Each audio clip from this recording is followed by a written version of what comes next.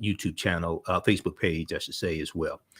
Welcome to the African History Network show right here on 910 AM Superstation Future Radio. It is Thursday, March 24th, 2022, and we are live. I'm your host, Brother Michael Imhotep. And we know that the day was the last and final day of the confirmation hearing of Judge Ketanji Brown Jackson. In a minute here, we're going to let you hear some of what happened. We're going to look at the updates from the Washington Post also. I watched some of it today, and I read a lot of the updates from the Washington Post. And you had people from the American Bar Association who came out and spoke on her behalf today. You had Representative Joyce Beatty from the Congressional Black Caucus, chairwoman of the Congressional Black Caucus, who was in the Senate chambers today speaking on her behalf. This is the first time an African-American woman has been nominated in the 233-year history of the U.S. Supreme Court. Okay, so we'll give you a recap of what happened. Now, also, I've been posting about this story dealing with Jamaica. Okay, and you have Prince William and Kate Middleton, Duchess Kate Middleton, and Prince William, who are going on a tour of the different islands and territories that are under control of the British Crown. Okay, and they were in Belize. They are traveling to Jamaica. Jamaican leaders shun Prince William and Kate Middleton visit, and they demand an apology for reparations, and they are demanding reparations. Okay, I posted a couple of articles about this, one from Huffington Post and another one from the Associated Press. They were in Jamaica for 2 days. Part of the time that they're in Jamaica, they're going to honor the legacy of Bob Marley, who, among other things, advocated for reparations. And there was a piece from the Associated Press. Prince William expresses sorrow for slavery in Jamaica, but did not offer an apology and did not talk about reparations. Now, you have a group of 100 well-known figures who accused the British royal family of perpetuating the greatest human rights tragedy in the history of humankind, the greatest human rights tragedy in the history of humankind. And they're demanding reparations. Now, this has been going on. I remember a few years ago, and we've talked about it here on this show, when at the time, Prime Minister Daniel Cameron was planning a trip to Jamaica, and the Jamaicans were demanding reparations then. Okay. Now, the other thing, and he refused. He said that, that's in the past. Basically, let's leave the past in the past. Let's bygones be bygones. We're friends now, things like this. Now, something else is interesting in researching this in the trip, and I watched some of it on Sky News. So, when I'm up late at night, I watch the Ukrainian, the Ukrainian news channel, also known as MSNBC.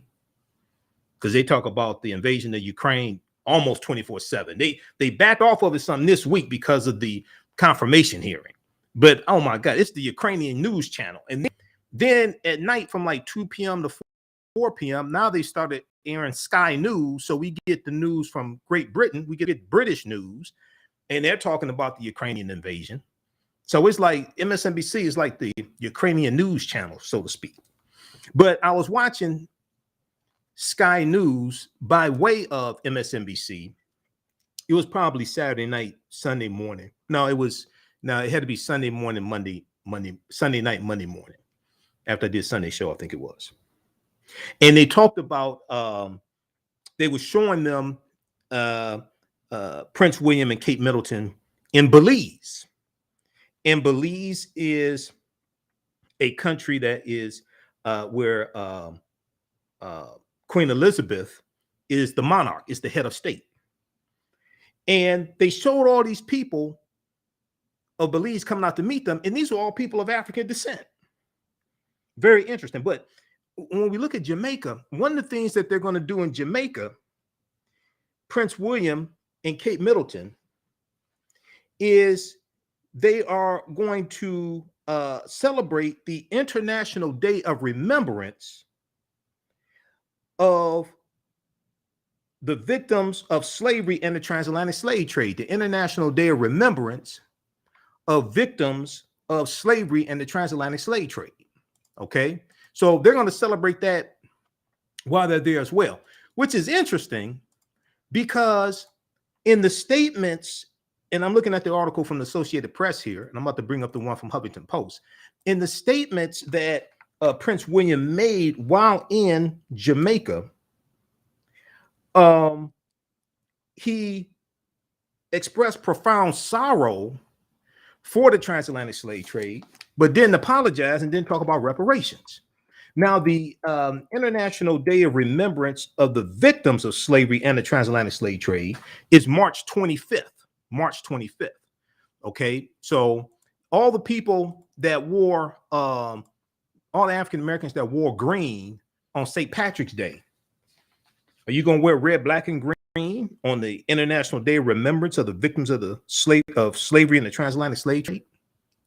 So we're going to talk about these two stories on today's show. We're going to talk about day 4 of the confirmation hearing of Ketanji Brown Jackson, overqualified to be on the Supreme Court.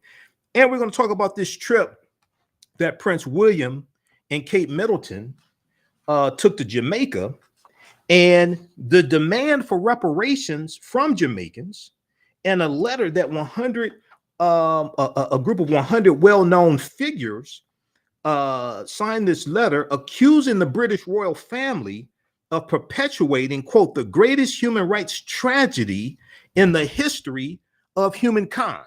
You listen to the African History Network show right here on 910 AM, the Superstation, the Future Radio. I'm your host, Brother Michael Imhotep. We'll be back in a few minutes.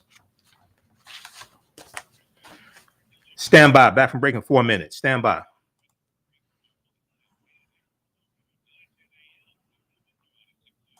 How's everybody doing? Share this broadcast on your social media platforms. Invite your friends to tune in. Stand by.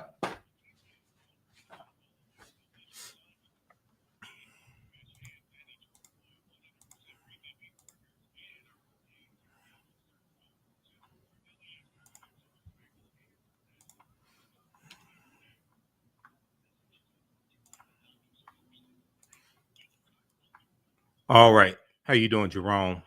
Melinda? Everybody? Okay. Who still needs to register for the online classes I teach on Saturdays and Sundays? Ancient Kemet, the Moors, and the Maafa. Understanding the transatlantic slave trade, what they didn't teach you in school. And from the Civil War to the Civil Rights Movement and Black Power, 1865 to 1968. All right. Stand by.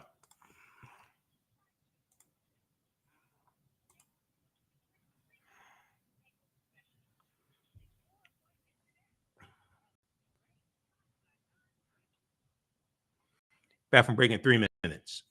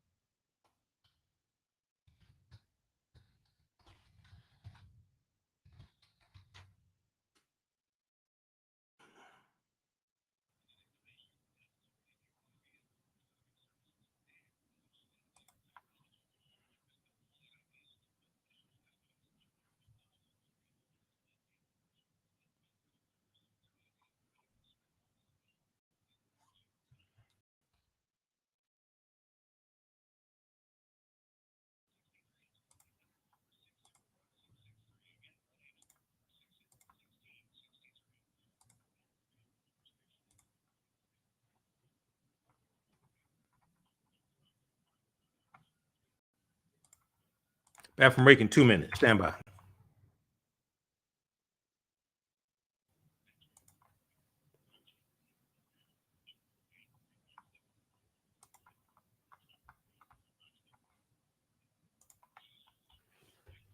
In the African History Network show, we deal with current events in history and politics, education, economic empowerment, entrepreneurship, relationships, love, sex, health issues, and much, much more. Unfortunately, many people confuse what racism means. Racism is a power structure. It was laws and policies that put us in this predicament. It's going to be laws and policies that take us out. So when you control the radius of a man or woman's thoughts, you chose the compass of his or her actions because the mind can't do or teach what it doesn't know. We have it all on 910 AM Superstation. Welcome back to the African History Network show right here on 910 AM, the Superstation, the Future Radio. I'm your host, Brother Michael Imhotep. It is Thursday, March 24th, 2022, and we are live. Calling numbers 313-778-7600, 313-778-7600 is the call-in number if you have a question or comment. All right, so we also know that today is marks 1 month of the Russian invasion of Ukraine. Now, there are other things going on in the world. MSNBC oftentimes doesn't act like it, but, you know, that's why this show is here. And Roland Martin Unfiltered. I'll be back on Roland Martin Unfiltered on Friday. So watch me there. Follow me on Facebook and YouTube. We share those broadcasts when I'm on live on Roland Martin Unfiltered. And also download the Black Star Media app. Download the Black Star Media app. You can watch Roland Martin Unfiltered live there as well. Okay, I want to go to, we're going to clip one in just a second here, Shakita. I wanted to go to this piece here from the Washington Post. I want to look at the live updates from the Washington Post. And this deals with day number 4. This deals with day number 4 in the confirmation hearings. Okay. And let's look at this here. Just a second. Let me close some of these tabs out. All right. So today was less contentious than other days, and it was a shorter day also. All right. Let's see here. Okay. Confirmation hearings for Judge Jackson conclude after testimony from outside witnesses. Okay. So the fourth and final day of confirmation hearings for Supreme Court nominee Ketanji Brown Jackson concluded Thursday after the Senate Judiciary Committee heard from an array of outside witnesses, including representatives of the American Bar Association, who said that President Biden's nominee, Judge Ketanji Brown Jackson, would bring impeccable credentials to the job. Now, witnesses invited by Democrats highlighted Judge Jackson's temperament and the historic nature of the nomination. She would be the first African-American woman in the U.S. Supreme Court in the 233-year history of the U.S. Supreme Court. Now, those invited by Republicans questioned Judge Jackson's judicial philosophy. There's no basis really for this, okay? There's baseless claims. And even the article from the National Review that we shared on yesterday's show, which is a right-wing publication, even said that Josh Hawley's criticisms of her sentencing of people on child pornography, that was even that's unjustified and is demagoguery. Okay, this piece here from the National Review. We could pull this up here. We talked about this on yesterday's show. Senator Hawley's disingenuous attack against Judge Jackson's record on child pornography. Okay, this is from March 20th, 2022. This is written by Andrew McCarthy. You know, this is the article that Senator Cory Booker cited on day 3 when he had his conversation with Judge Ketanji Brown Jackson and lauded her credentials, but also at the same time he dismantled Republicans' argument, criticizing her. Okay, because I was listening to Reverend Al Sharpton's show today, and you had this one brother called in who admitted he didn't watch all of the hearings. Okay, and he was criticizing Senator Cory Booker on Wednesday and saying Senator Cory Booker didn't ask questions, things like that. First of all, Senator Cory Booker, that was his second round of questions. He asked most of his questions on Tuesday on day 2. This is what happens when people call in the radio shows and comment on stuff and don't know what they're talking about.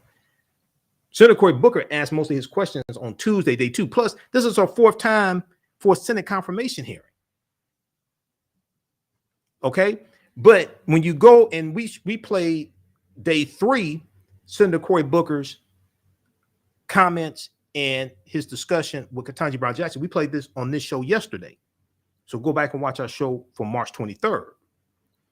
At the same time that he was lauding her accomplishments, he was also dismantling Republicans' dismantling Republicans' arguments. So this piece here and this is one of the things that Cory Booker talked about yesterday. He talked about this article from the National Review from March 20th, 2022. Senator Hawley's disingenuous attack against Judge Jackson's record on child pornography. And it goes on to say, so Andrew McCarthy said he doesn't support Judge Jackson. Okay, whatever. But Andrew McCarthy goes on to say, for now, I want to discuss the claim by Senator Josh Hawley, Republican of Missouri, that Judge Jackson is appallingly soft on child pornography offenders. The allegation appears meritless to the point of demagoguery, because it is. The allegation appears meritless to the point of demagoguery. Okay, you can read the rest of this, but it's a joke. But what they're doing, and it's important for people to understand this, what Senator Josh Hawley, Republican of Missouri, what Senator Marsha Blackburn of Tennessee, who was having a bad hair day on Wednesday and Thursday, she looked like Lassie sitting up there in the Senate chambers. She's asking, can you define what a woman is? Things like this. I can define what a hairdresser is. When you had Raphael Ted Cruz, flying Ted Cruz, who needs to go to Cancun and stay there.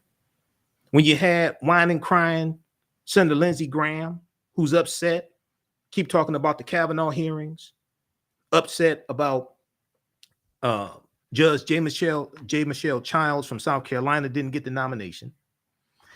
When you have Senator Tom Cotton of Arkansas, who thinks more people need to go to prison as opposed to less people being in prison. But this is the same punk who didn't vote to convict Donald Trump of doing 2 impeachment trials. If somebody need to go to prison, it should be Trump. Let's start there. These are also some people who are insurrectionist sympathizers as well. So this is all geared towards talking points for the 2022 midterm elections. You have to understand that this is raw meat for their base for the 2022 midterm elections and critical race theory. Senator Ted Cruz up here attacking children's books at Georgetown Day School. This is all geared towards galvanizing their base even more for the 2022 midterm elections to take back control of the House, take back control of the Senate, because they're not running on any policies that are beneficial generally to average everyday Americans, especially African Americans, the Republican Party. They're not. And at the same time, they voted. When you go look at the John Lewis Voting Rights Act, when it came up for the vote in the Senate a couple months ago, and the Freedom to Vote Act, which was Joe Manchin's vote, which was Joe Manchin's bill, all 50 Republicans in the Senate voted against both bills. All 50 Republicans in the Senate voted against both of those bills. Okay, so you have to go to Congress.gov and look up these bills and see how these people voted on these bills. So this is raw meat for their base. Okay. Let's go to I want to go to this clip here. This is a recap of what happened today. Let's go to clip number 1, Shakita.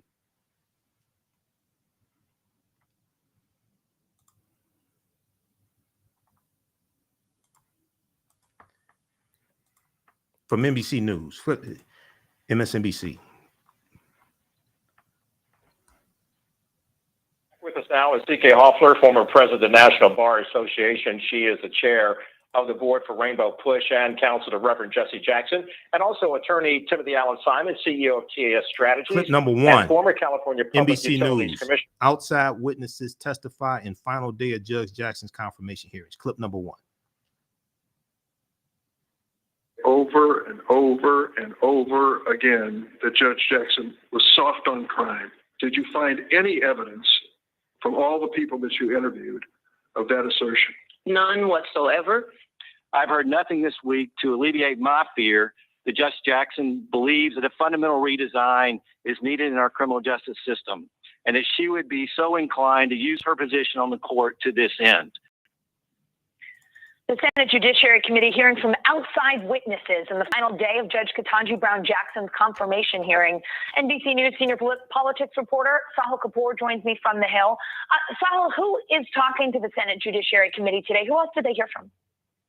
Allison, it was a breezy 4 hours, probably the calmest day of these 4 days of contentious hearings for Judge Ketanji Brown Jackson. This was 2 panels. The first one consisted of 3 members of the American Bar Association, the independent group that gave Judge Jackson a well-qualified rating, which is the highest they give. They gave that to her on a unanimous basis. They took questions as to why they did that and what their views of Judge Jackson are. The second panel included members invited by the Democrats and some by Republicans to testify for and against Judge Jackson. The Democratic panel included Congresswoman Joyce Beatty. It included 1 professor and 2 advocates. The Republican side included law professor Alessandra Serrano and Alabama Attorney General Steve Marshall. One of the most striking moments of the day came when Sheldon Whitehouse, the Democratic senator, asked Attorney General Marshall whether President Biden is the duly elected president of the United States. He refused to say.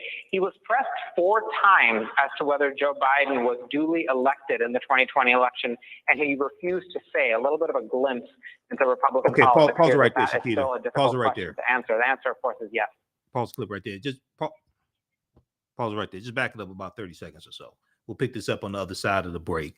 Okay. The Attorney General of the state's Attorney General of Alabama testified today. He testified that Ketanji Brown Jackson would not be a good Supreme Court justice, yet he did not want to say whether Joe Biden was duly elected. Okay. I think he's a Trump supporter. We'll continue this on the other side of the break. Listen to the African History Network show right here on 910 AM Superstation and Future Radio. I'm your host, Brother Michael Imhotep. We'll be back in a few minutes. Stand by. Back from break in 4 minutes.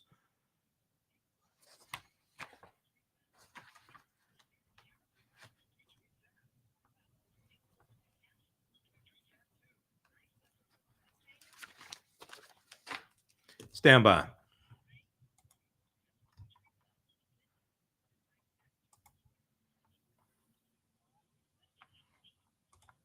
Okay, you can support the African History Network, $ the AHN show through Cash App, $ the AHN show through Cash App, also through PayPal, paypal.me/the AHN show, paypal.me/the AHN show. We're 6 days a week. This helps us keep doing the research, stay on the air, keep broadcasting, pay some of the bills, etc. Be sure to register for the online courses I teach on Saturdays and Sundays. On Saturdays is Ancient Kemet, the Moors, and the Maafa. Understanding the Transatlantic slave trade, what they didn't teach you in school. Now I'll post this information here. We have a new class starting up this weekend. Great African Women in History, the Mothers of Civilization. Stand by.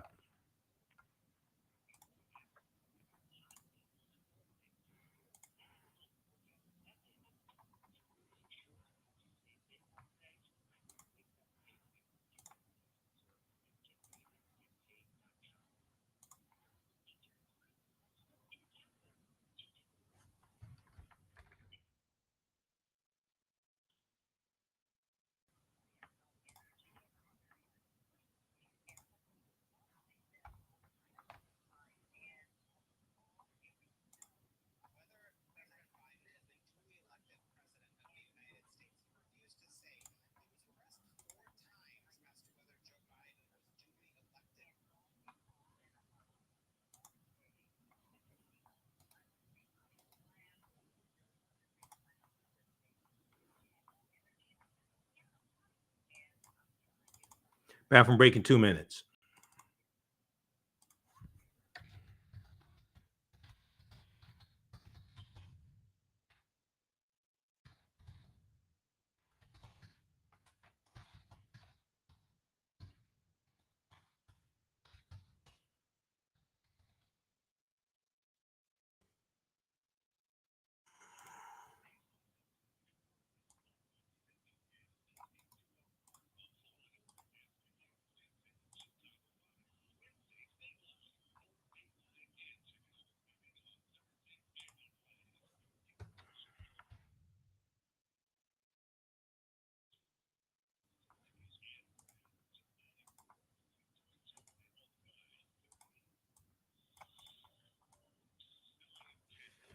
Superstation, Detroit's only African-American talk radio. Welcome back to the African History Network show right here on 910 AM Superstation, the Future Radio. I'm your host, Brother Michael Imhotep. All right, calling numbers 313-778-7600. 313-778-7600 is the calling number if you have a question or comment. Before we go back to day 4, the confirmation hearing of Judge Ketanji Brown Jackson, I want to remind you that you can still register for the online courses I teach on Saturdays and Sundays, the online history classes. On Saturdays, 2 p.m. to 4 p.m. Eastern Standard Time, it is from the Civil War to the Civil Rights Movement and Black Power, 1865 to 1968. Ancient Kemet, the Moors, and the Maafa, understanding the transatlantic slave trade, what they didn't teach you in school. Okay, on Saturdays, 2 p.m. to 4 p.m. Eastern Standard Time, it's Ancient Kemet, the Moors, and the Maafa, understanding the transatlantic slave trade, what they didn't teach you in school. We deal with thousands of years of history and what leads up to the transatlantic slave trade taking place. This class is on sale $60, regularly $130. We do the sessions live. All the sessions are archived and recorded. You can go back and watch it anytime. You don't have to be present in class to watch the class. Okay, a year from now, you can go back and watch the entire class. Okay, once you register for it, you still have full access to it even after the class is over with.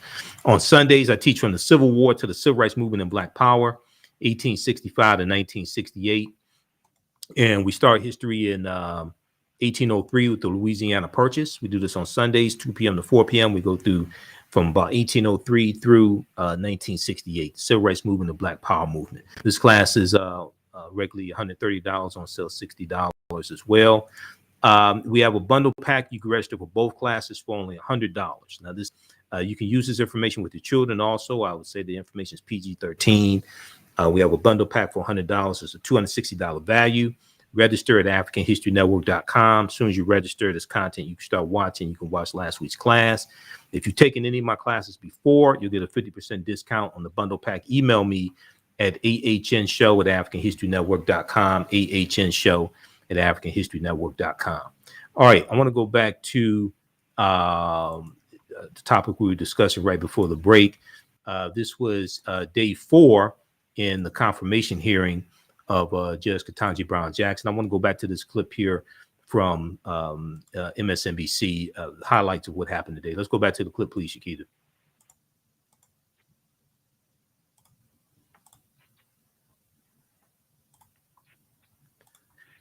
The answer, of course, is yes. Sal, what's next in this confirmation process, and how is KBJ's vote looking in the full Senate?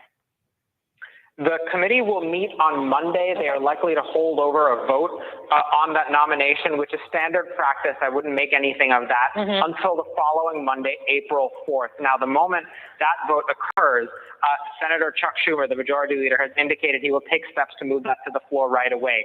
That is supposed to be the last week before Easter recess in the Senate, and they're hoping to wrap up the final vote on that nomination on the week of April 4th. How does it look right now? Well, Democrats, despite being frustrated by some of the Republican questioning, some that they thought was unfair, overly aggressive, they feel pretty good that they have the 50 votes necessary to confirm her through the Senate. As long as the Democrats stay united, they don't need a single Republican vote. There don't appear to be any cracks in the Democratic caucus about this, and there still are some Republicans who are in play. Democrats have not given up hope of winning.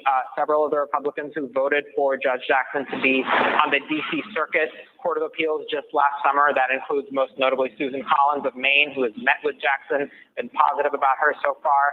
There is Senator Lisa Murkowski of Alaska, also voted for Judge Jackson to the D.C. Circuit. I caught up with Murkowski just moments ago. She has been wrapped up this week with the funeral and memorial proceedings for her Alaska, fellow Alaska lawmaker Don Young, who died unexpectedly just several days ago. She said she's going to have to review what happened at the Supreme Court hearing over the weekend. She'll make up her mind.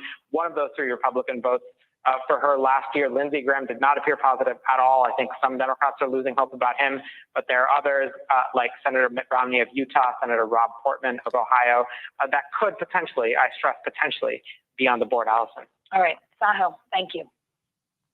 All right, Sahil. Okay, you can pause right there. Thank you. Sahil Kapoor reporting for NBC News, MSNBC. So great reporting there. I want to go back here quickly to the, let's look at the live updates from the Washington Post. There are a couple of things. Now it's 12 pages. I printed it out. I've been going through it here. I've been going through the live updates basically every day from the Washington Post and New York Times as well. There's a couple of things that I want to highlight here. Okay, so if we look at, so the confirmation hearing is expected, I'm sorry, the committee is expected to vote on April 4th, okay, April 4th, and then after that, it would go to the full Senate floor, all right?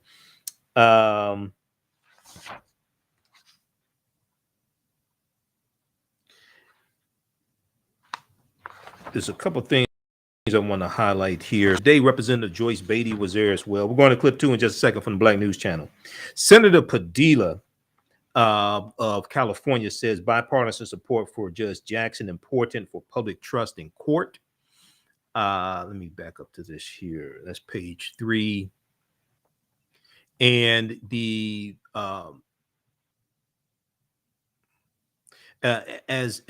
right here, as the Senate weighs Judge Jackson's nomination, Democrats have pressed ahead in confirming dozens of Joe Biden's lower court nominees.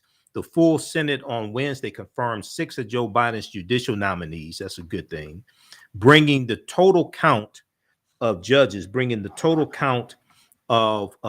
confirmed during this congressional session, the 117th Congress, to 56. All 6 judges were confirmed with bipartisan support. Okay.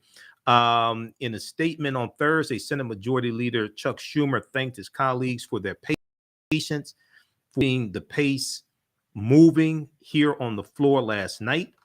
Senator Chuck Schumer said there are 2 judges he is especially proud to have confirmed: Hector Gonzalez, who will serve as a district judge for the Eastern District of New York, and Ali Nathan, who will serve as a circuit judge for the Second Circuit, because all these judges, they're confirmed by the Senate. This is an example of how elections have consequences, because Donald Trump got 226 federal judges confirmed, not counting 3 on the Supreme Court. And these were basically the majority of them, overwhelming majority of them, ultra conservative white males to the federal bench.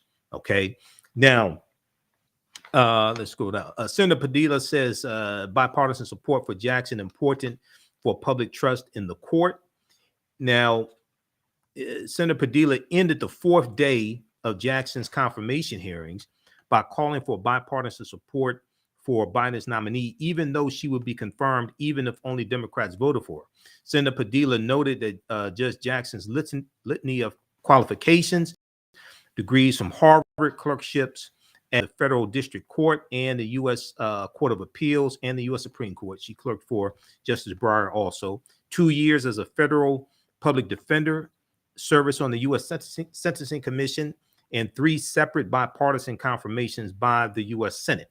This is the 4th time before the U.S. Senate. And asked the witnesses what it would mean if someone with so much background and expertise could not earn bipartisan support. Now, Representative Joyce Beatty, chair of the Congressional Black Caucus, Chairwoman Joyce Beatty, said it would be a sad day in America. Wade Henderson, interim president of the nonprofit leadership conference on civil and human rights, said it would send the wrong message to the American people, that perhaps preparation may not be the standard by which you are measured, and that instead the process was muddied by something intangible. Instead, the process was muddied by something intangible. Her background is absolutely extraordinary, and her demonstration and mastery of the law is second to none. Wade Henderson said, "My hope is that the partisan considerations that may have affected some in the questioning of Judge Jackson will be set aside, and that members of this committee, out of their love for the country and its people and the future of the court, will do what's right." She'll probably get a few, maybe 5 to 10 at the most. Ain't gonna be more than that. Republicans. Democrats Booker, Senator Coons call on witnesses to counter GOP criticism of Judge Jackson on crime jurisprudence. Now, some Democrats on the Senate Judiciary Committee sought to push back against GOP attacks on Judge Jackson by asking witnesses at Thursday's hearing, to the final day, to speak about why they thought she would have a positive effect on the court. Senator Booker, who has been at the forefront of efforts to defend Judge Jackson's record, called on Frederick Thomas, president of the National Organization of Black Law Enforcement Executives, Noble, to explain why he believes Judge Jackson would be strong on crime. We'll continue this on the other side of the break. Listen to the African History Network show right here on 910 AM Superstation, the Future Radio. I'm your host, Brother Michael Imhotep. We'll be back in a few minutes. Stand by. Back from break in 4 minutes. Stand by.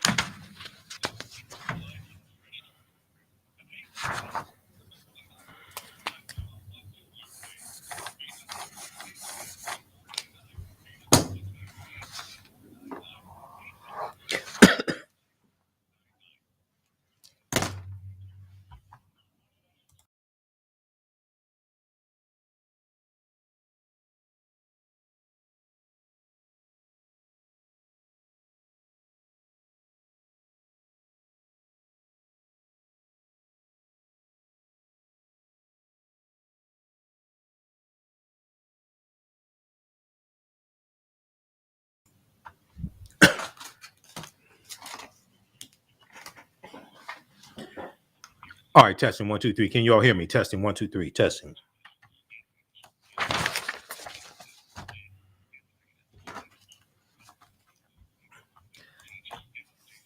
All right.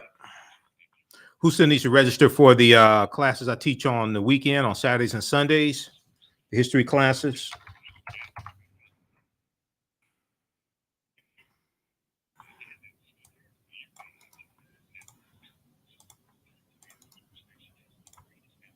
Back from break in 1 minute.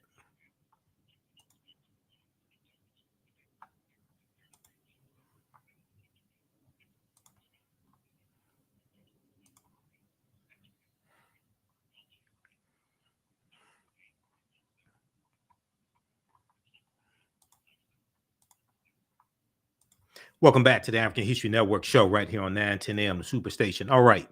We're going to clip 2, Shakita, in just a second here. Okay, so right before the break, I want to go back to this piece here from the Washington Post. We'll talk about this some more on Sunday's show.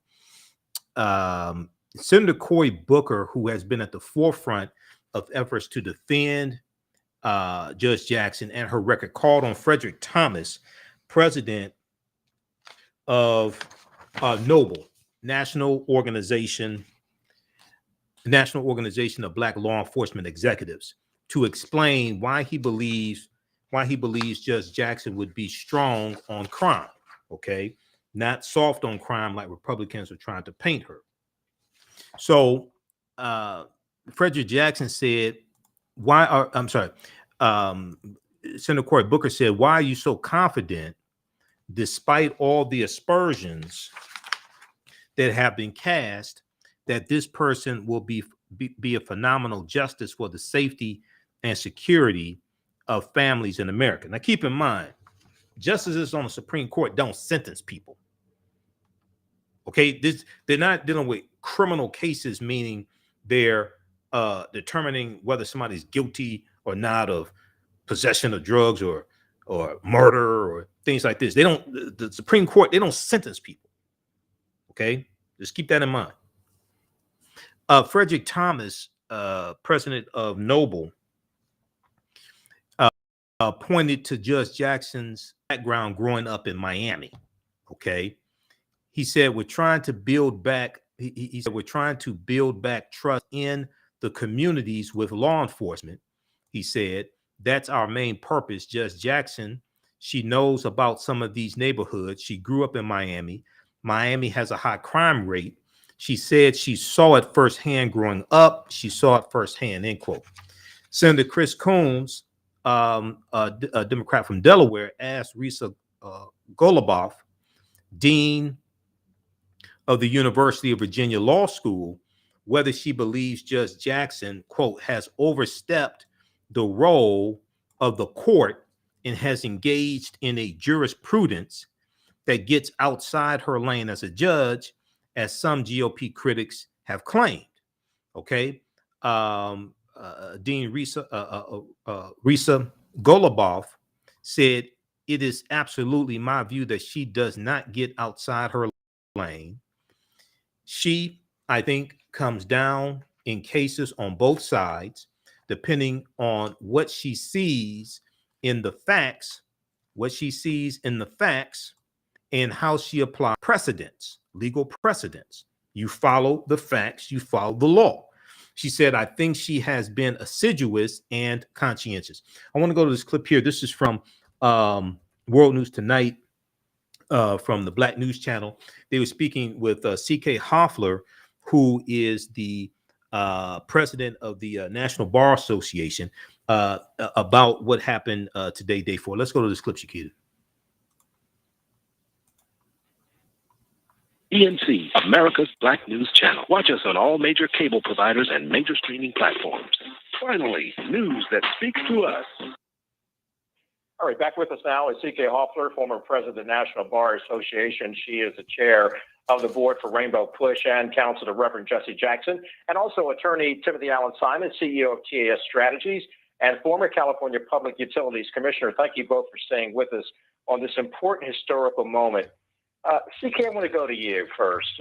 Many who watched this week's Senate confirmation hearings for Judge Ketanji Brown Jackson shook their heads in disbelief at some of the questions that she was asked, yet some Republican senators kept suggesting that she was treated better than Democrats treated Brett Kavanaugh and Amy Coney Barrett as their hearings proceeded. First, the National Review, a conservative publication, stated that Josh Hawley was wrong and that it amounts to demagoguery. How do you see this? Well, I think I wasn't surprised by the treatment that she received, to be very frank. I mean, every bit of experience, her background, and everything that she's done to be successful to this point in her life has pointed to these hearings. She was well prepared. She was well poised. This is not the first time that she probably has been under attack. It probably is the first time that she's been under attack in this way in front of the world. but it's not the first time that she's experienced this tremendous attempt at discrediting her on every level. That's what it is in essence, to be a Black woman, to be a Black woman attorney, to be a Black woman professional, to be a Black woman who's achieved what she's achieved, to be a Black woman who stands in a class of her own. That's what it is to be in this position. So I think she was well prepared for the attack. I think what was perhaps shocking and distasteful was the repetitive nature of the attacks that were clearly designed to put forth a political agenda. I think this notion that she's soft on crime, by the way, the late, great Justice Thurgood Marshall, encountered the same type of attack. And it implies somehow that if you're Black, you are soft on crime. If you're Black and if you're progressive, you're soft on crime. That somehow you side with criminals, because as Black people, we just automatically side with criminals. If you're Black and a conservative such as Justice Thurgood Marshall, the line of questioning is completely different from, of course, conservatives. So this is a line of questioning that's mirrored. It's just in the modern day version of what Justice Thurgood Marshall went through. And he had looks of incredulity as well on his face when he was asked certain questions such as define what it is to be a woman, talk about critical race theories, talk about these books that are taught at a school. Do you agree or don't you agree? Some of the questions were ludicrous, just absolutely, quite frankly, stupid, but, and I digress by saying stupid, they were I was incredulous by the amount of recklessness demonstrated by some of the Republicans in asking certain questions that had completely no bearing on her opinions, had no bearing on her character, had no bearing on what should be asked at a confirmation hearing, but it has a lot of bearing when you're setting up a political agenda designed to prevail in the midterm elections or setting up yourself to become president of the United States. And quite frankly, I think that was what was at play. It was much less about the credentials of the stone candidate and more about the political agenda being put forth.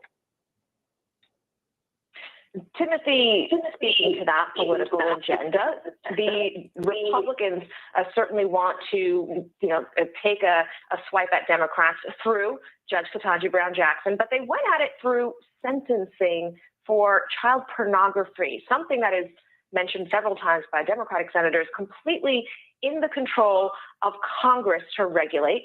Judge Ketanji Brown Jackson did the job that she was asked to do, given the sentence.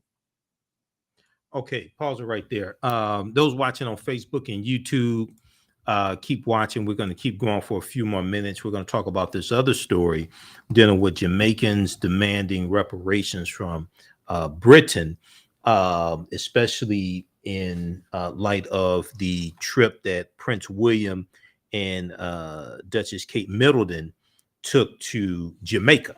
Okay. Also, C.K. Hoffler is the former president of the National Bar Association. You heard it there in that clip. All right. Watch me on Roland Martin Unfiltered on Friday. Be sure to register for our online classes at our website, AfricanHistoryNetwork.com. The classes I teach on Saturdays and Sundays.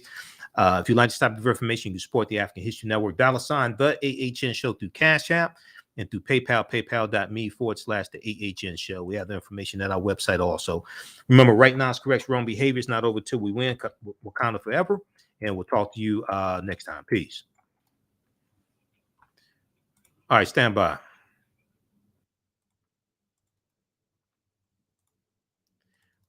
All right, stand by. I want to go back to this clip here. I want to go to the rest of this clip just a second.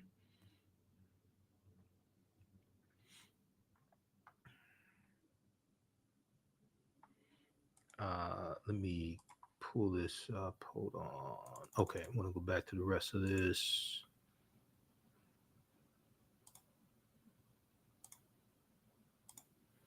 Just a second. Let me cue this up.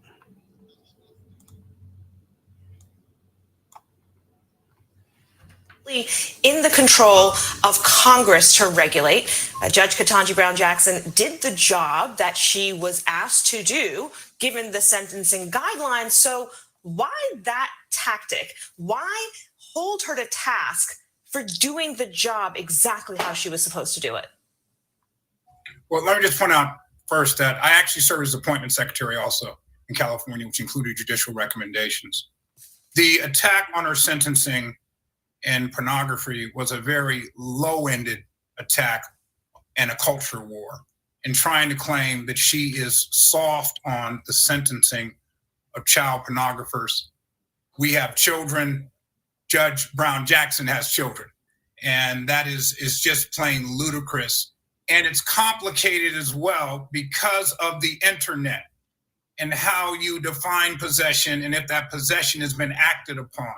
And I believe that's what Judge Brown Jackson clearly articulated in her hearing and has been backed by a number of research groups in this area.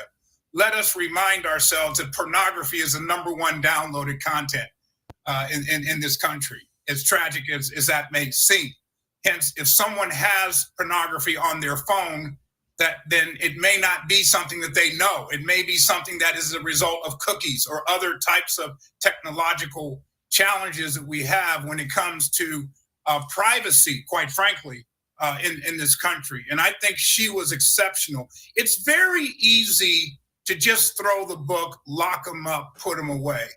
Where I think Ketanji Brown Jackson has shown her amazing judicial temperament and analytical capabilities is to take those tough cases, those ones that require you to put the blinders on and to actually apply justice based on the record. And I think that's what her decisions, over 500, have clearly demonstrated. Well, we could talk about this for quite a while. CK, I want to thank you, CK Hoffler, former president of the National Bar Association, and attorney Timothy Allen Simon, CEO of TAS Strategies. I will say this to both of you before you leave. Thank you for your service on the front lines of our legal system here in America.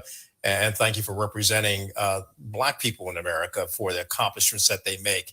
It's very important that we thank those who are doing a service for not only Black America, but all Americans. Certainly you both fit the bill. Thank you. All right. That's from the Black News Channel from Thursday, March 24th, 2022. Judge Ketanji Jackson quit in ways other nominees weren't. Okay, you can check that out at the Black News Channel's YouTube channel. All right, now I want to go to, let's see here.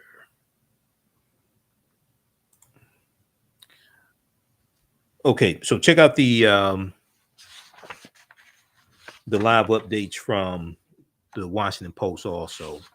And then, you know, they brought dumbass Keisha from Fox News, the Black woman from Fox News is against critical race theory, who they've had on Fox News a number of times over the past few months. And she was on Roland Martin Unfiltered. And hopefully he brings her back on Roland Martin Unfiltered. She's stuck on stupid. She was there today also, speaking out against critical race theory. Judge Ketanji Brown Jackson says she doesn't use critical race theory in her cases, in her rulings, anything like this. Just you know, intellectually prostituting herself for Fox News. Keisha. This was one of the other witnesses for the Republicans. GOP witness refuses to acknowledge Joe Biden as duly elected and lawfully serving president. The problem is this idiot, Steve Marshall, is the Attorney General for the state of Alabama, former Confederate state. Surprise, surprise, surprise. Alabama Attorney General Steve Marshall, who was called by the GOP to testify Thursday in opposition to Judge Jackson's nomination, refused to say that President Joe Biden is the duly elected and lawfully serving president of the United States. He probably supports the traitor-in-chief, Benedict Donald. Senator Sheldon Whitehouse, Democrat from Rhode Island, repeatedly asked Alabama State's Attorney General Steve Marshall, who was the chairman of the Republican Attorneys General Association's Rule of Law Defense Fund, in the lead up to the January 6th insurrection at the U.S. Capitol. He repeatedly asked him over what involvement he may have had in the robocalls the Rule of Law Defense Fund sent out urging recipients to march to the Capitol that day. Alabama State's Attorney General Steve Marshall, who said he was not in Washington, D.C. on January 6, 2020, protested Senator Whitehouse's efforts to ask about the group's ties to the insurrection. Quote, what I can tell you is that we've denounced lawlessness, not only as it related to what took place on January 6th, but also the lawlessness that continues to go on across our country with violent crime. Now, after numerous questions, Senator Whitehouse, Democrat from Rhode Island, asked Alabama State's Attorney General Steve Marshall, is Joseph R. Biden of Delaware the duly elected and lawfully serving president of the United States of America? Steve Marshall responded, he is the president of this country. Senator Whitehouse tried again, is he the duly elected and lawfully serving president of the United States?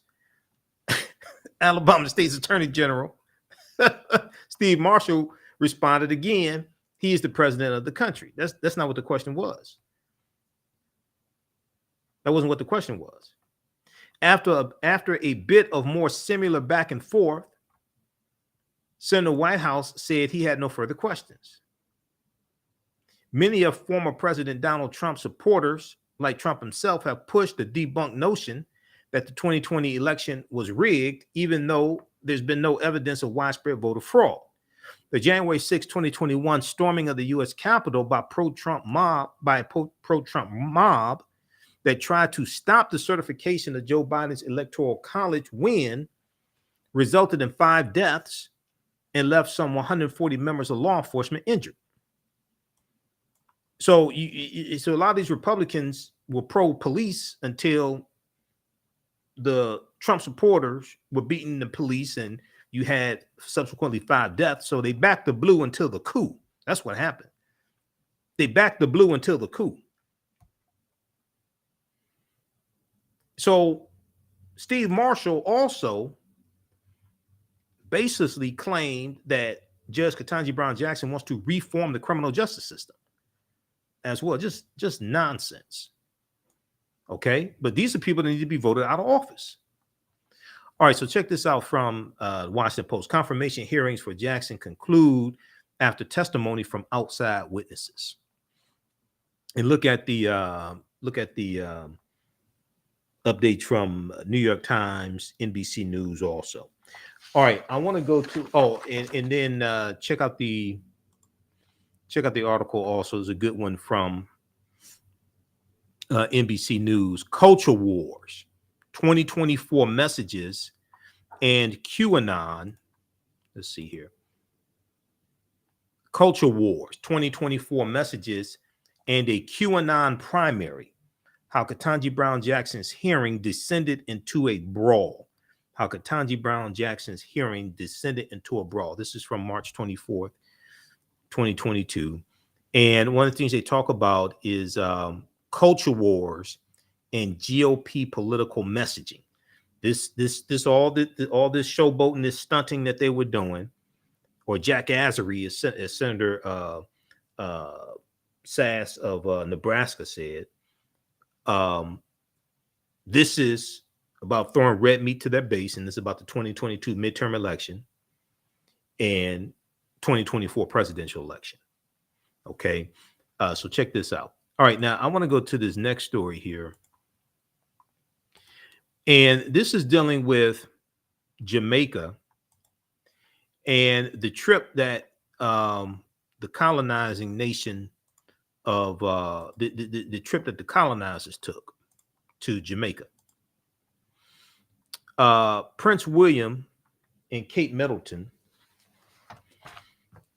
are on a trip of the different countries that Queen Elizabeth is the monarch, the head of state of. Okay.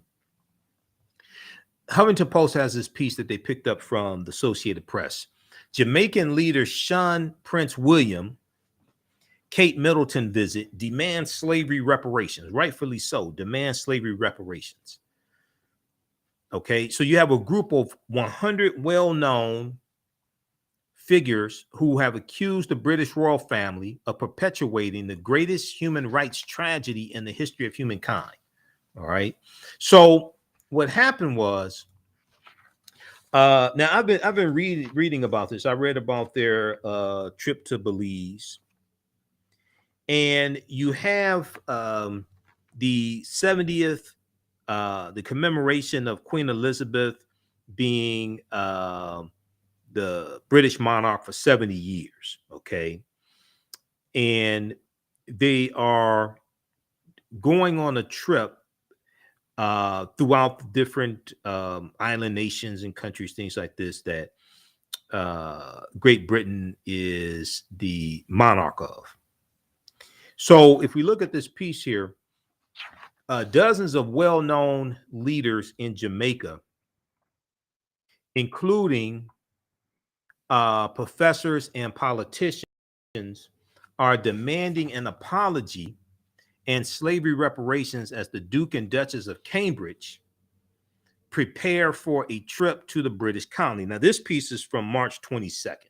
Okay, so this is from Tuesday, March 22nd. The group is rejecting the visit by William and Kate Middleton scheduled for Tuesday. It's a 2-day trip, actually. I think it's a 2-day trip. This is part of a larger Caribbean, part of a larger trip to the Caribbean region that coincides with the 60th anniversary of Jamaica's independence and the 70th anniversary of the coronation of Queen Elizabeth II. So, in the letter, part of the letter says, "We see no reason to celebrate 70 years of your ascension." I'm sorry. "We see no reason to celebrate 70 years of the ascension of your grandmother to the British throne because her leadership and that of her predecessors have perpetuated the greatest human rights tragedy in the history of humankind." The greatest human rights tragedy in the history of humankind, read a letter published Sunday ahead of the couple's visit and signed by 100 Jamaican leaders. So this was a letter published on Sunday, March 20th, okay, and signed by 100 Jamaican leaders.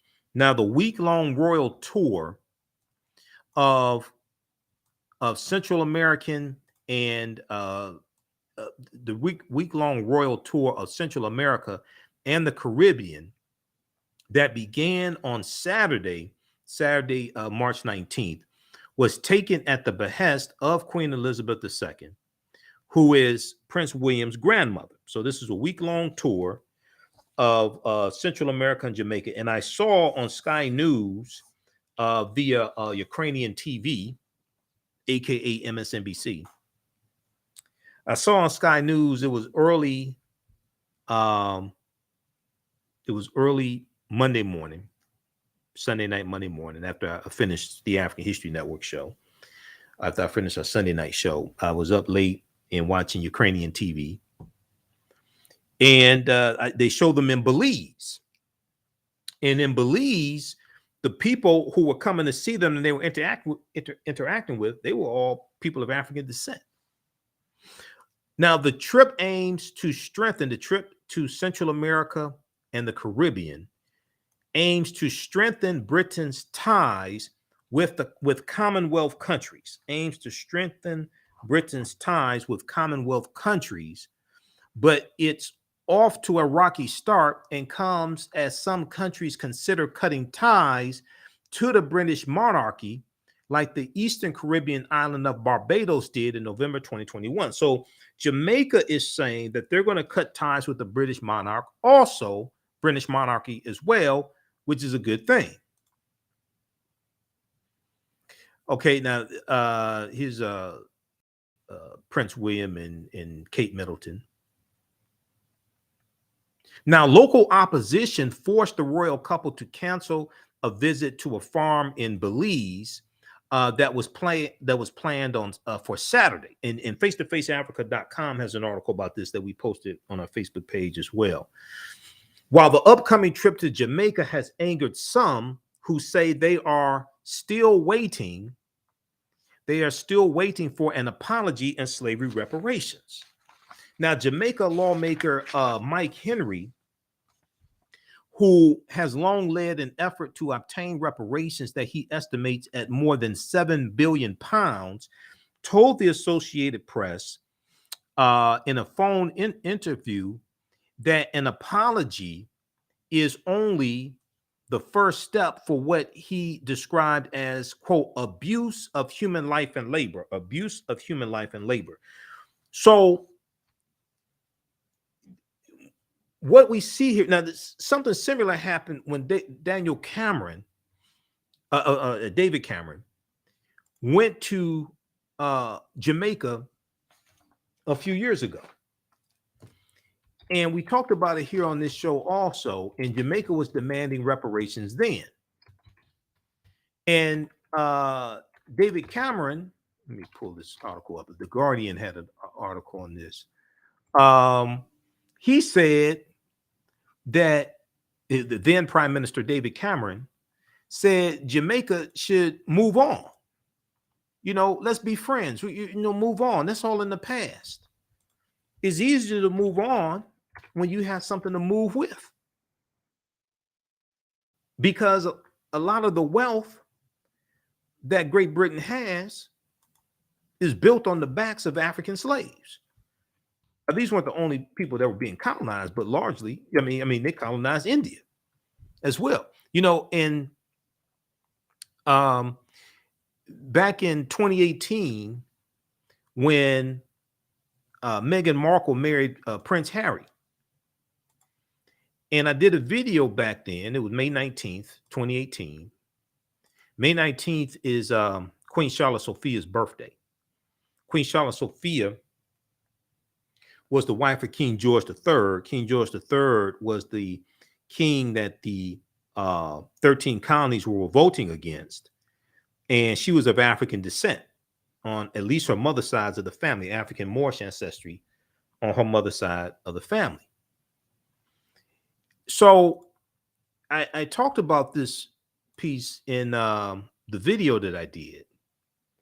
And I said that African Americans got teary-eyed over the royal wedding, but forgot about the British involvement in slavery. So if you look at this article here from September 30th, 2015, Jamaica should move on from painful legacy of slavery, David Cameron says. British Prime Minister at the time, British Prime Minister David Cameron ducks official calls for UK to apologize for its role in the slave trade or pay reparations. Okay, now, very briefly here, David Cameron has called for Jamaica and the United Kingdom to move on from the deep wounds caused by slavery, but ducked official calls for Britain to apologize for its role or pay reparations. Speaking to the Caribbean country's parliament, at the time, Prime Minister David Cameron struck a defiant note as he spoke of his pride that Britain had played a part in abolishing the abhorrent slave trade, without highlighting its historic involvement in the transfer of African slaves from West Africa and ownership of slaves in the Caribbean. He called for the two countries to move on from this painful legacy and continue to build for the future. Move on from this painful legacy and to continue to build for the future. His trade trip to Jamaica, the first for 14 years by a UK prime minister, has been overshadowed by the issue of slavery. David Cameron was warmly received by a military band playing God Save the Queen on arrival at the airport and received a hug from the country's Prime Minister, Portia Simpson Miller. However, during the trip, high-profile politicians and campaigners drew attention to a distant relative of David Cameron's, General Sir James Duff, who was compensated for losing 202 Jamaican slaves in 1833 when the slave trade was abolished, because Great Britain paid reparations to about 46,000. They paid reparations to the British slave owners when they abolished slavery in 1833, but didn't pay reparations to the Africans who were enslaved. Okay, so they paid 46,000. Yeah, I had it right. 46,000 slave owners reparations. We look at this piece from AtlantaBlackStar.com, September 30th, 2015.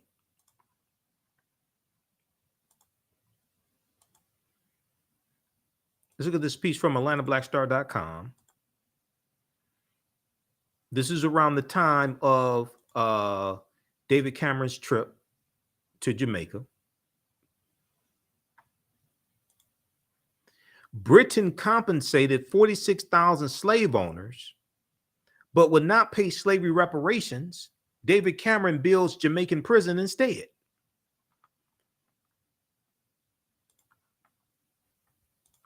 This is from September 30th, 2015. British Prime Minister David Cameron is headed to Jamaica, where he will discuss trade with the island nation and former British colony and address the parliament. Despite calls that the UK pay billions of dollars in reparations to Jamaica for the horrors of slavery, David Cameron reportedly will have none of it. So they talk about the piece from The Guardian.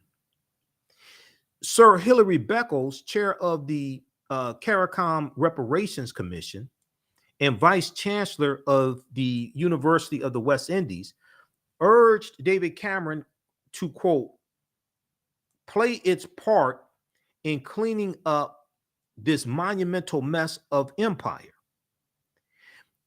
end quote, as many Caribbean nations are overwhelmed by the inherited mess of slavery and colonialism.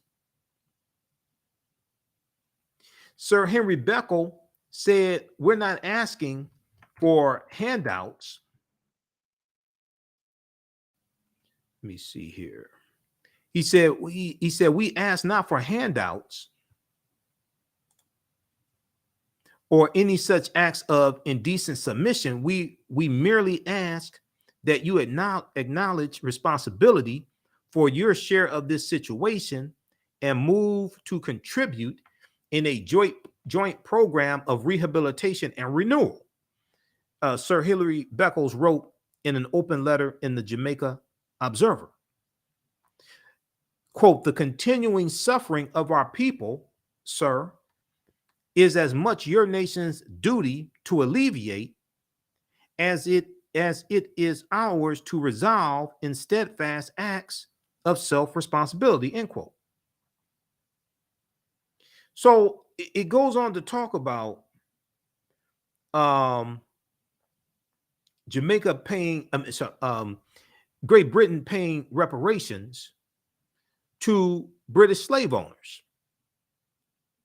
Dr. Robert Beckford, a British academic theologian, calculated that Britain extracted an estimated 4 trillion pounds from the Caribbean in unpaid labor, 2.5 trillion in unjust enrichment to the British economy, and an additional 1 trillion pounds in pain and suffering, according to the Jamaica Observer.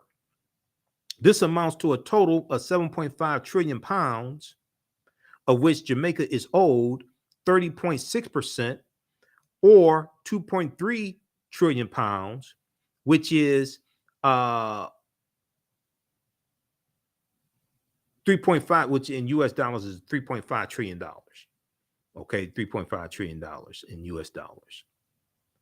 Now, when Great Britain abolished slavery, officially abolished slavery in 1833, it provided reparations to British slave owners, 46,000 British slave owners. Okay. And this, the 800,000 emancipated Africans who received nothing,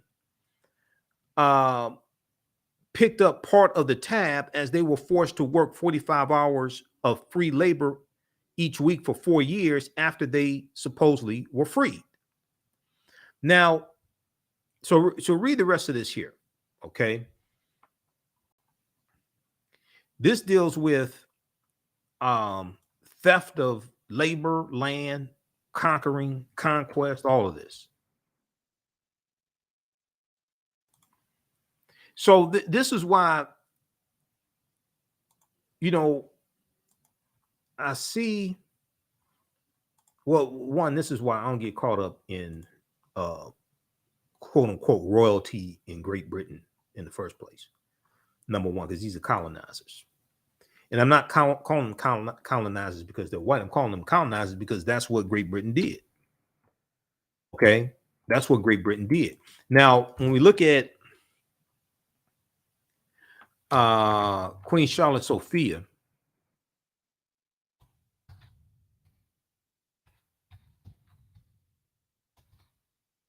you can check this out here because I deal with this in the online class I teach on the weekends.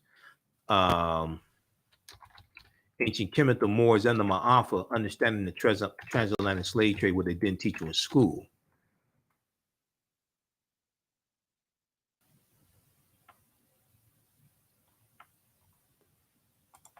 There's a piece from the Washington Post that talks some about Queen Charlotte Sophia.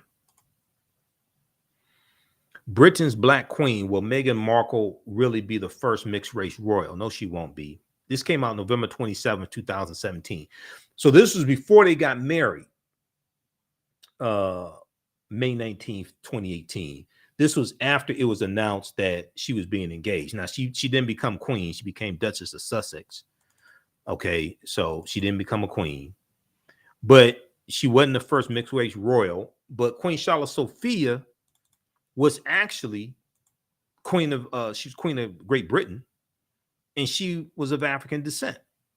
Okay, so they talk about historian Mario de Valdes y Cocom. He argues that Queen Charlotte was directly descended from a Black branch of the Portuguese royal family. Alfonso III and his concubine Orana, who was a Black Moor. This is on Queen Charlotte Sophia's mother's side of the family. In the 13th century, Alfonso III of Portugal conquered a known town named Faro, F-A-R-O, from the Moors. Said Mario de Valdes, a researcher on the 1996 Frontline PBS documentary Secret Daughter.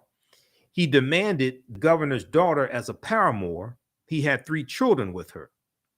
According to Valdes, one of their sons, Martin Alfonso, married into the noble de Souza family, who had Black ancestry. Queen Charlotte had African blood from both families. Queen Charlotte had African blood from both families. Now, if you can read the rest of this here, but because this deals with some of the history of the Moors in Europe also, okay? But no, she's not the first mixed race royal. But the other thing is that you're dealing with colonizers, because 100 years ago, Great Britain had colonized 1/5 of the world's population. So this is why I said Meghan Markle married into a family of colonizers, not because they're white, because that's what they did. So there was, let me see, let me find this slide here because we deal with this in the online class also right here. Okay, Queen Charlotte Sophia.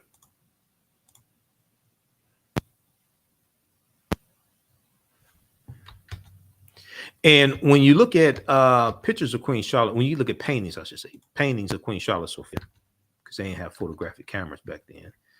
When you look at paintings of her,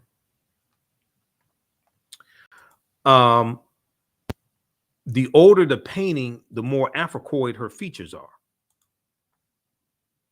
Let's look at this right here. So Queen Charlotte Sophia was the wife of King George III. This is the king that the 13 colonies are revolting against during the American Revolutionary War, 1775 to 1783. She was of African descent. She ruled over Great Britain, Ireland, and the 13 colonies, what became America, 13 colonies. One of her daughters, Alexandria Victoria, became Queen Victoria I. Now, this is one of the most famous paintings of her. This is from 1762, done by Sir Allan Ramsay. Okay, done by Sir Allan Ramsay.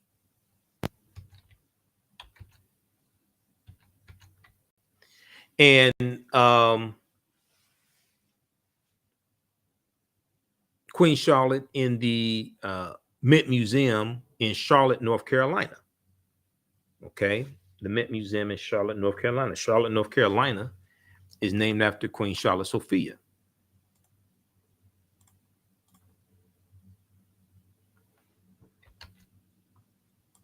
A woman of African descent.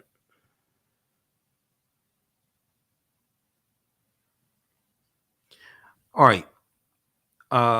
Let's see here. I want to go back to this piece here quickly from the Huffington Post, dealing with the trip that Prince William and Kate Middleton took to Jamaica. I know on the commercials it says come back to Jamaica again and again, but I don't think they meant Prince William and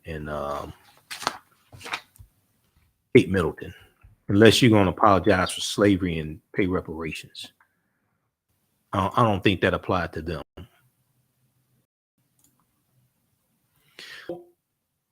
Part of the time that they're there, they're going to commemorate the International Day of Remembrance of the victims of slavery and the transatlantic slave trade also, which is laughable, which is March 25th. So if we go back to this piece from Huffington Post,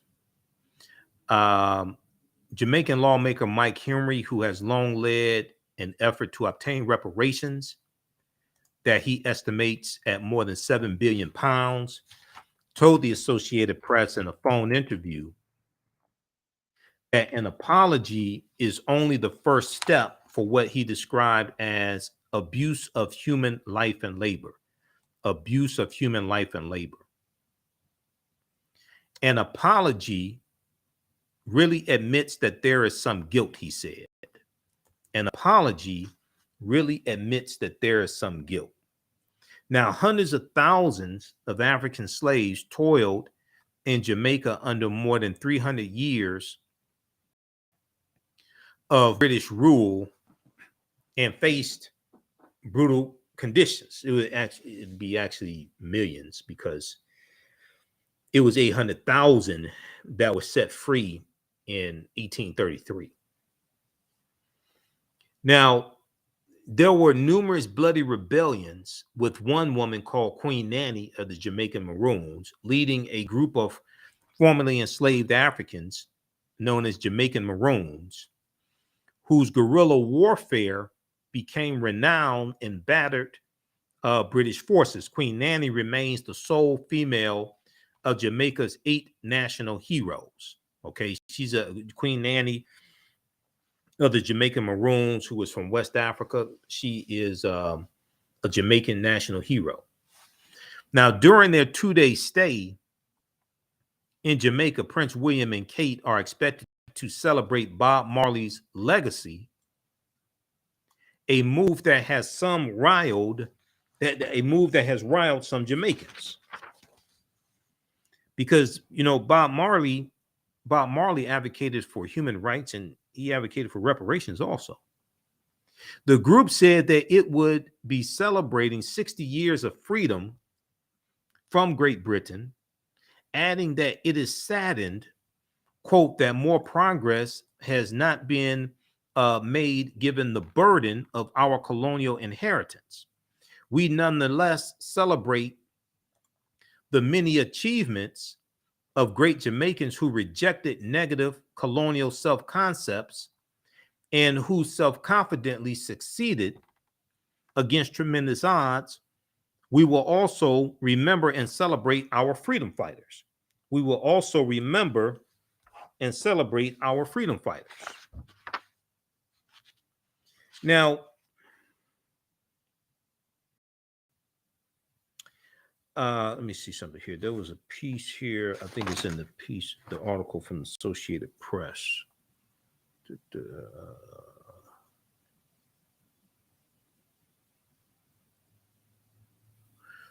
Hold on, where is that? Oh, right here. This is what I'm looking for. Okay, during the 2-day stay in Jamaica, Prince William and Kate are expected to celebrate Bob Marley's legacy. Also in the letter signed by 100 Jamaican leaders, it says, as a Rastafarian, Bob Marley embodied advocacy and is recognized globally for the principles of human rights, equality, reparations, and repatriation. Human rights, equality, reparations, and repatriation, end quote, stated the letter of those demanding an apology. So Prince William and Kate are going to also honor the legacy of Bob Marley. I'm not sure how they're going to do that.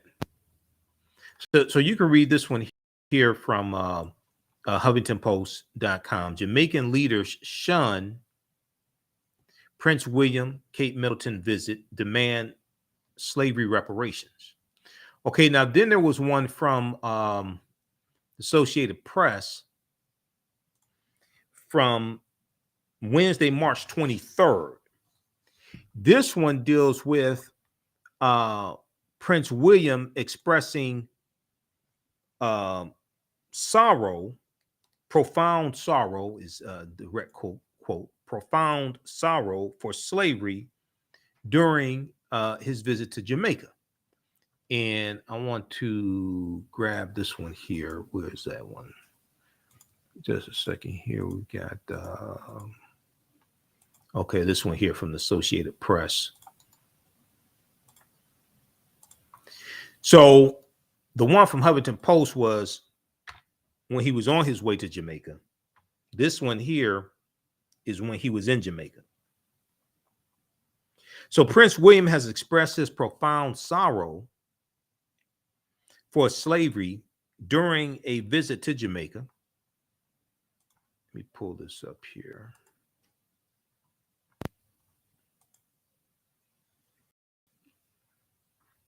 All right, just a second here. Let's get this.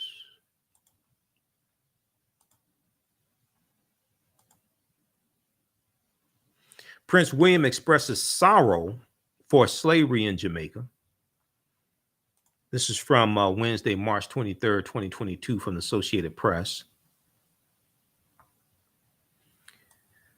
Prince William has expressed his, quote, profound sorrow, end quote, for slavery during the visit to Jamaica, though he stopped short of offering an apology demanded by protesters who are also seeking reparations for Britain's role in the slave trade.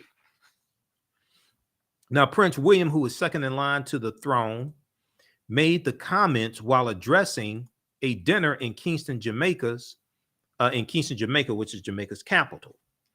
He echoed the words of his father, okay, Prince Charles, the Prince of Wales, who described the slave trade as, quote unquote, appalling atrocity, as an, quote, appalling atrocity, end quote, during a visit to Barbados in 2021, when the Caribbean nation of Barbados severed its ties to the British crown. Now, Prince William said in Jamaica on Wednesday, quote, I want to express my profound sorrow. Slavery was abhorrent and it should never have happened. Slavery was abhorrent and it should never have happened.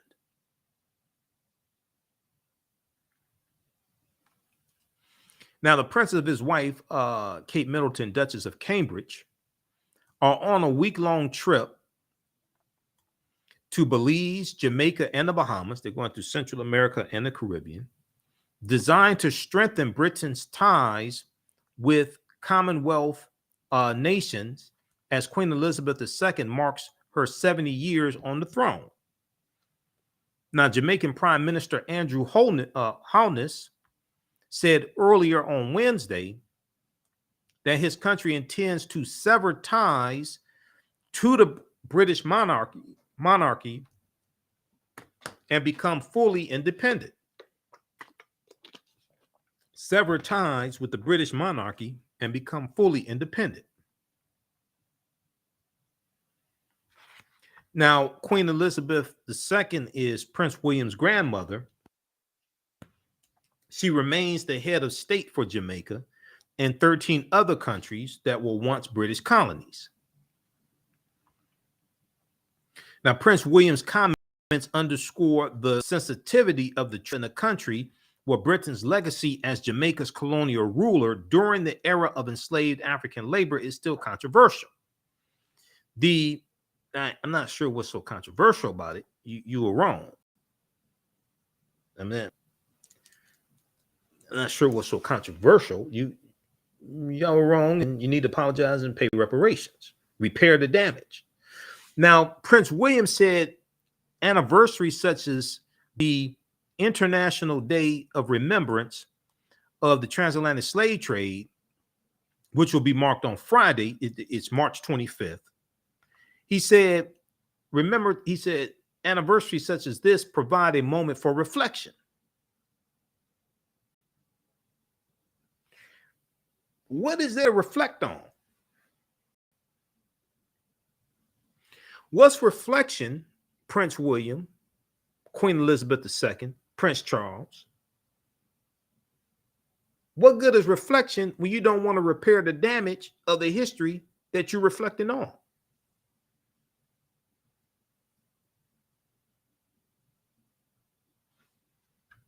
I mean, you're going to Jamaica, which, now keep in mind, Jamaica was one of the island nations that Christopher Columbus conquered on his 4 voyages in the name of the Spanish crown.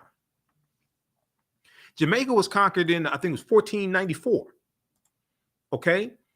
And then Jamaica fell into the hands of Great Britain. This is why Columbus is so important in understanding his history. And because Columbus helped lay the foundation for slavery, racism, capitalism, the exploitation of African people, indigenous people. When you look at where Columbus went on his 4 voyages, 1494, Jamaica. So we really have to understand this chronology of history and how we're still feeling the effects of what happened over 500 years ago.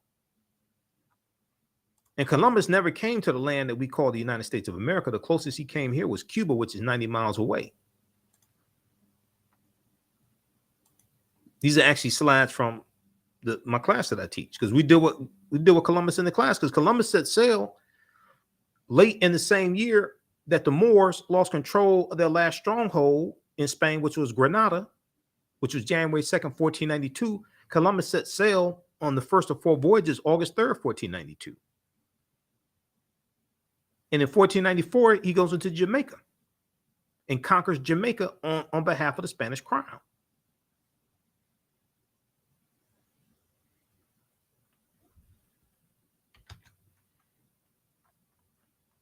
So we have to understand the chronology of this history and understand how we're still feeling the effects of Columbus' voyages. Now, Columbus was using nautical instruments that were based upon the technology that the Moors introduced into Europe. This is why I say, you know, when you study what the Moors took into Europe from Africa, this is why I say I wish we had never taught them, because all those things we taught Europeans came back to kick us in the behind. The Advocates Network, a Jamaican alliance of human rights activists, rejected Prince William's comments and said it does not constitute the apology they're seeking. Quote, it is merely an acknowledgement that slavery was abhorrent, a bad thing that all well-thinking persons would condemn. There was no responsibility taken. There was no responsibility taken. No call out of centuries of British bloody conquest and plunder. No call out of the dehumanization and exploitation, the alliance said. It also accused Prince William of uttering empty words that don't rise to the level of the formal apology that we deserve. All that it does is to confirm the insensitivity of the royal family to the plight of Jamaicans today, both here in Jamaica and in Britain. Now, protesters in Jamaica also have spoken out against the trip, demonstrating outside of the British High Commission on Tuesday with raised fists and wearing t-shirts emblazoned with a pair of shackled black wrists surrounded by the phrases, say you're sorry, S-E-A, say you're sorry, apologize now. One poster held by a young girl said kings, queens, and princesses and princes belong in fairy tales, not in Jamaica. Kings, queens, and princesses and prince belong in fairy tales, not in Jamaica. Now, on Thursday, March 24th, the royal couple attended the inaugural commissioning parade for the Caribbean Military Academy before leaving Jamaica for the Bahamas, the last leg of the trip. It's going to be interesting in the Bahamas. That's where Columbus landed. That's where Columbus first landed, October 12, 1492. That was Spanish. That was conquered by Columbus on behalf of the Spanish as well. It ended up in the hands of the British. Okay. Columbus called it San Salvador. That's why October 12th, some people celebrate Columbus Day, October 12th. That's when he landed in the Bahamas. San Salvador means Saint Savior. He said he named the island after the name of his savior he claimed was Jesus the Christ. And then Columbus became a devil to the people.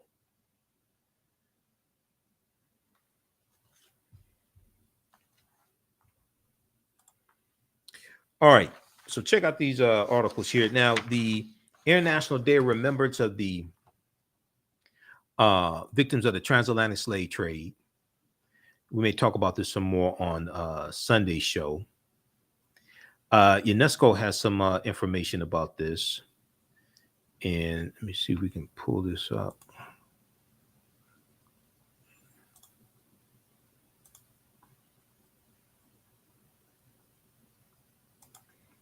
Let me see here. Okay, this piece right here. United Nations, let's see, UN.org.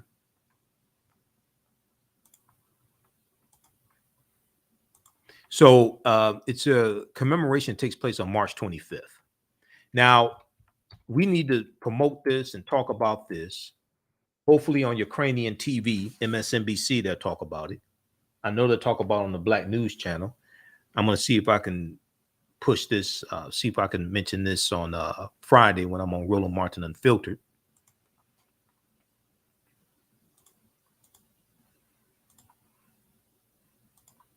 we have time. I don't know what the topic's going to be, but I'm going to see if I can mention this. So, International Day of Remembrance of the Victims of Slavery and the Transatlantic Slave Trade. For over 400 years, more than 15 million men, women, and children were victims of the tragic transatlantic slave trade, one of the darkest chapters in human history. They have maps here that show the routes going out of Africa to the quote unquote New World, to South America, Central America, North America. In commemoration of the memory of the victims, the General Assembly, in its resolution 62-122 of December 17, 2007, declared March 25th the International Day of Remembrance of the Victims of Slavery and the Transatlantic Slave Trade to be observed annually. So all those African Americans who were confused and celebrated St. Patrick's Day, and Patrick was a mass murderer who killed the Druids, who were practicing a watered down version of the teachings coming out of ancient Kemet, ancient Egypt.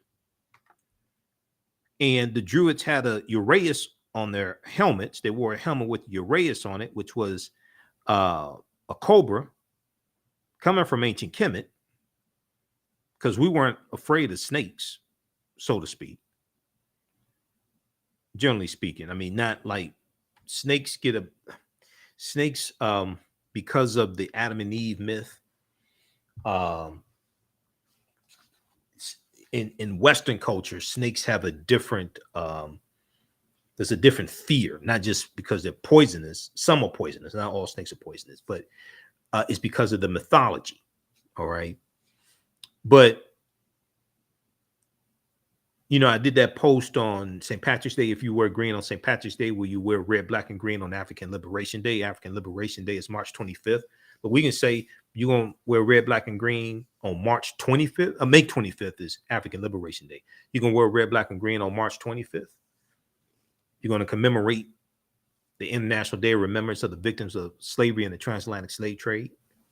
The resolution also called for the establishment of an outreach program to mobilize educational institutions, civil society, and other organizations to inculcate in future generations the causes, consequences, and lessons of the transatlantic slave trade, and to communicate the dangers of racism and prejudice. Now, some states that have banned teaching critical race theory, I don't know if they're going to allow this to be talked about in schools. We'll see. This isn't critical race theory. This is history. Since then, every year on March 25th, the International Day of Remembrance for the Victims of Slavery and the Transatlantic Slave Trade has offered the opportunity to honor and remember those who suffered and died at the hands of the brutal slavery system. This International Day also aims at raising awareness about the dangers of racism and prejudice today. Okay. But at the same time, you got to talk about repairing the damage of slavery. You have to talk about reparations. You can't just have a remembrance and a reflection and say, oh, that was a shame. That was such a bad thing. No, you have to repair the damage. Reparations is not the black folks' lotto. Reparations is not a big payday. Reparations deals with repairing the damage of a legacy of hundreds of years of slavery, and then what happens after slavery, the Jim Crow laws, the segregation, the housing discrimination, the laws and policies that follow after slavery ends, especially in this country. After the Civil War in Reconstruction, 1865 to 1877, and the laws and policies put in place to maldistribute wealth, power, and resources into the hands of Europeans. But you have to do with reparations, talk about reparations throughout the African diaspora. So check out this information here from the UN and other information dealing with the International Day of Remembrance of the victims of the transatlantic slave trade, the victims of slavery and the transatlantic slave trade. All right, be sure to register for the online classes I teach on Saturdays and Sundays. You don't have to be present in class. Somebody asked me this question today. We do the sessions live. All the sessions are archived and recorded. You can go back and watch it anytime. You don't have to be present in class to watch, okay? We do this Saturdays, 2 p.m. to 4 p.m. Eastern Standard Time. It's a 10-week online class. Ancient Kemet, one of the original names for Egypt. Ancient Kemet, the Moors, and the Maafa. Understanding the transatlantic slave trade, what they didn't teach you in school. And we go through a timeline of history. I do PowerPoint presentations. Some of the slides I showed you are actually from this class that I teach. I've been teaching this class since 2017 on and off. I created all the slides. We have it's over 50 articles that I reference. We have book references, articles, video clips, all of that. We do the sessions live. All the sessions are archived and recorded. You can go back and watch it anytime. Even a year from now, you can go back and watch the entire class. You can use this information with your children also. I would say the information is PG-13. I don't do a lot of cursing. It's not crazy. It's not overly graphic, things of that nature. Class is regularly $130. It's on sale $60. So I just posted a link here. You can register for that. And then on Sundays, 2 p.m. to 4 p.m., I teach from the Civil War to the Civil Rights Movement and Black Power, 1865 to 1968. The second class picks up where the first class leaves off. The second class we pick up, there's a little overlap, but the second class we start in 1803 with the Louisiana Purchase and the tail end of the Haitian Revolution. We know Hispaniola was an island conquered by Columbus. Okay, that's another island conquered by Columbus, and that was in Hispaniola's in 1492. On the western portion of Hispaniola, the western third of it, is what the Spanish call Santo Domingo. The French take that over in 1697 and call it Saint Dominique. And that's where the Haitian Revolution is going to be. And the Haitians are going to call it, the Africans, they're going to call it Haiti. Okay, what we call Haiti. So we go throughout history and we look at what leads up to the Civil War, like the Mexican-American War, 1846, 1848, Treaty of Guadalupe Hidalgo, 1848, Compromise, 1850, Kansas-Nebraska Act, 1854, Bleeding Kansas, which is about 1855 to 1859, election of President Abraham Lincoln, 1860, South Carolina seceding from the Union, December 20th, 1860.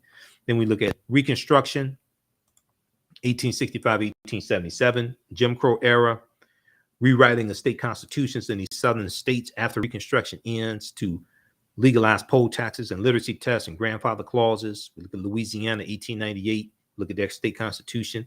We go through and look at some of these state constitutions after they rewrite them to codify white supremacy. And they're getting rid of the Reconstruction constitutions. Okay. Then we look at World War I, World War II, Great Migration, 1915, 1970, 6 million African Americans migrate from the South up north and out west. Totally changes this country once again. We look at the Civil Rights Movement, the Black Power Movement, to understand what happened to us after slavery ended. What were the laws and policies put in place to bring us to where we are today, to understand where we need to go from here. Historical events don't happen in a vacuum. They are the culmination of a sequence of historical events that take place that lead up to larger events happening. Okay, so A people's history and culture teaches them how to deal with the problems of the past in the present and the future to meet the needs of the community. So these are 2 classes that we teach. Now we have a new class starting up on Saturday, 12 noon to 2 p.m. Eastern Standard Time. This is Great African Women in History, the Mothers of Civilization. This is a 2-week class. So this is $25, Saturday, March 26th, Saturday, April 2nd.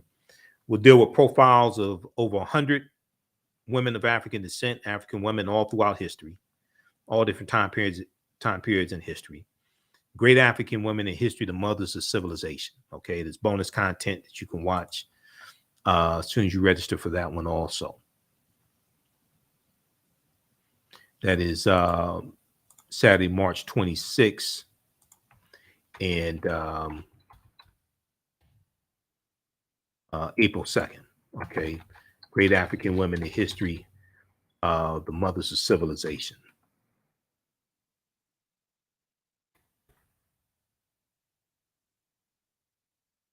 That's at AfricanHistoryNetwork.com. Also, we'll post a link here as well for that.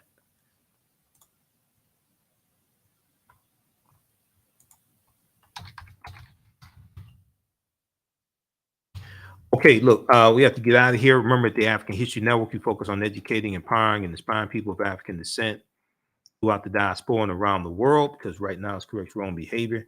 It's not over till we win. Wakanda forever. And I'll be on Roland Martin Unfiltered on Friday, and we'll be here for the African History Network show Sunday, 9 p.m. to 11 p.m. Eastern Standard Time. Sundays we're on 9 p.m. to 11 p.m. Eastern Standard Time. Okay. All right. We'll talk to you next time. Peace.